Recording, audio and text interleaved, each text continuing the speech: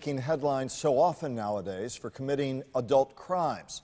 How long is too long, though, when it comes to some of the sentences they face? The family of Dennis Hart is asking that question tonight. The now 34-year-old has been in jail for 18 years after committing a crime at the age of 16. Jason Hackett is live in West Palm Beach with this story. Jason?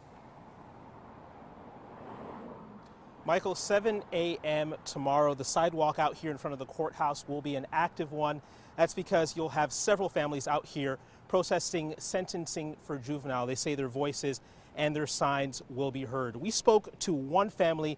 Their son has been behind bars for half of his life, and they say they just want him home. How long is too long to punish a child? The law is not made, it should not be to make someone as an example.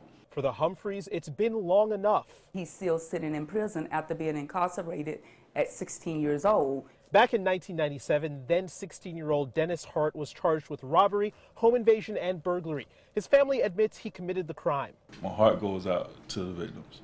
A judge at the time sentenced Hart to 30 years on each charge to run concurrently. A sentencing error knocked 2 of the charges down to 20 years, but a 30-year burglary charge stuck, meaning Hart won't be out until 2024. The unfairness is just not right. Dion says his brother has been a model inmate and should be given the opportunity to re-enter society. You say cut off my arm, that's my penalty, and I gave it to you. But you continue to chop everything else off at the same time. When do I say stop, man? I gave you everything for what I done.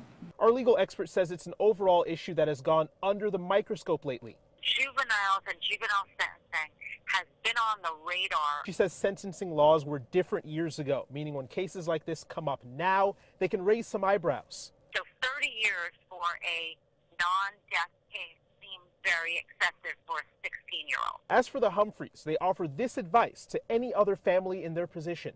Fight. Ask God to give you that strength to fight. Now, there have been some strides made when it comes to juvenile sentencing. Recently, the Florida Supreme Court threw out a law. Now juveniles can't be sentenced to life without parole for non-homicide cases. Live tonight, Jason Hackett, WPTV News Channel 5.